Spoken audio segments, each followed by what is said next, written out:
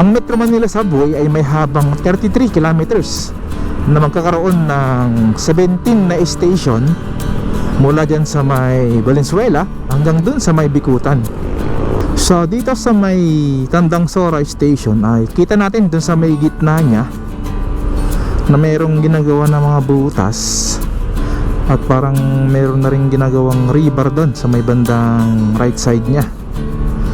So sana indication na yan na pagbubutas nila para makatagos kabilaan yung tunnel niya.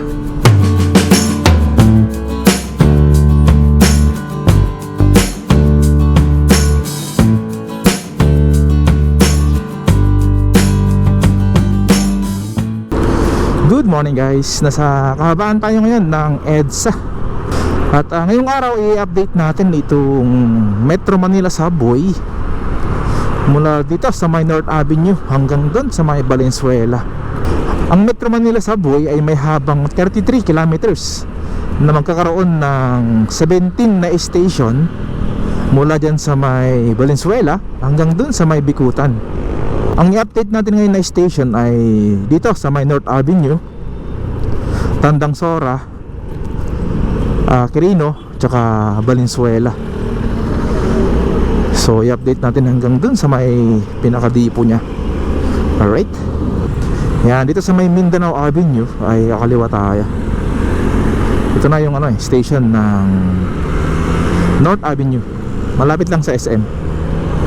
So bali mula dito sa may North Avenue hanggang dun sa may Tandang Sora ay may haba yung tunnel nito na 1.7 kilometers na magkakaroon ng southbound tsaka northbound. So bali dalawang 1.7 kilometers yan. Yan, ipakita ko naman sa inyo yung update nitong North Avenue sa taas. Alright, let's go.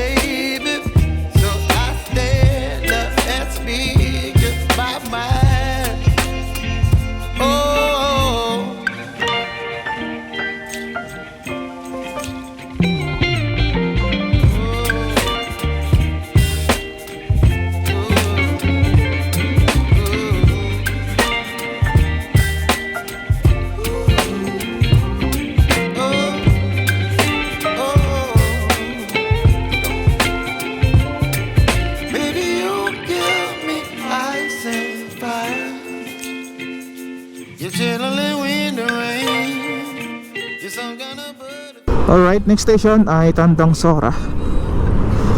Tingnan naman natin yung update nyan. Isang buwan tayong walang update dyan eh. Sana ngayon ay marami ng improvement. Pag natapos tong proyektong ito ay malaking bagay sa mga taga norte tsaka taga south.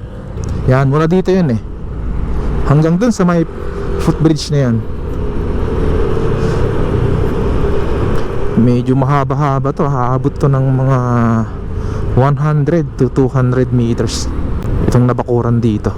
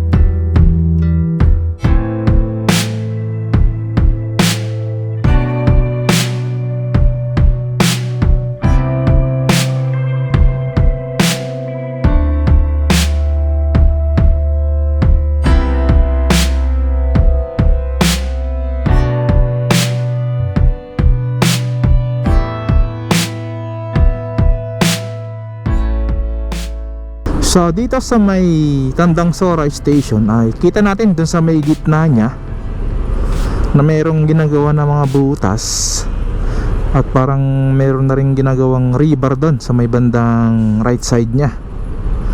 So sana indication na yan na pagbubutas nila para makatagos kabilaan yung tunnel niya. So antayin natin kung ano yung resulta ng ginagawa nila. So yan, proceed tayo dun sa may Quirino naman, Quirino Station. So yung haba naman ng tunnel ng Tandang Sora hanggang dun sa may Quirino ay aabot ng 1.4 kilometers na magkakaroon din ng southbound tsaka northbound. So paglagpas mo ng Tandang Sora ay sobrang traffic na dito hanggang dun na yun sa may Quirino pa Valenzuela. Yan, bumper to bumper ang traffic dito. Yan, malapit na tayo dito sa may Quirino Station. At sobrang traffic pa rin dito. Diyos ko Lord. Yan, daming mga kaganapan dito. Ang lalaki ng mga drilling equipment nila. Yan, daming mga crane din, lalaki. Oh, talagang puspusan yung ginagawa dito. So ipakita ko naman sa inyo yung update nito via drone. Alright, let's go.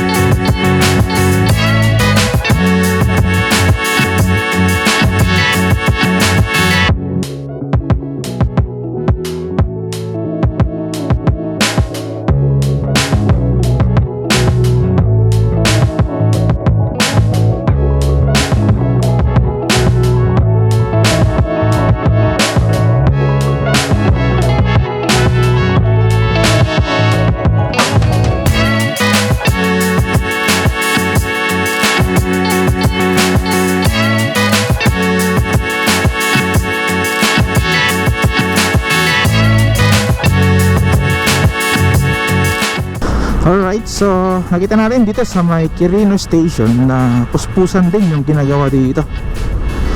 Maraming mga equipment at may mga improvement din na nangyayari. So yan, diretso tayo sa may Valenzuela. So mula dito sa may Quirino hanggang dun sa Valenzuela Depot ay may haba yung tunnel nito na 1.5 kilometers. So magkakaroon din yan ng southbound tsaka northbound. So bali dalawang 1.5 kilometers. Alright. So yan, kaya pala nagkaroon ng traffic dito sa may Mindanao Avenue. Hanggang dun yan sa may North Avenue. Yung haba ng traffic dito dahil mayroong ginagawa dito na pagbubuhos sa kalsada sa may gitna nito. Malapit to sa may sa may underpass dito sa Quirino. Yan. Alright, so proceed tayo dun sa may Valenzuela Depot. Yan, ito na yung Valenzuela Depot. Kitang kita na yung building dyan, sa may malapit sa creek. Ilang floor na sila? Taas na nito, parang nasa 8th floor na o mas mataas pa.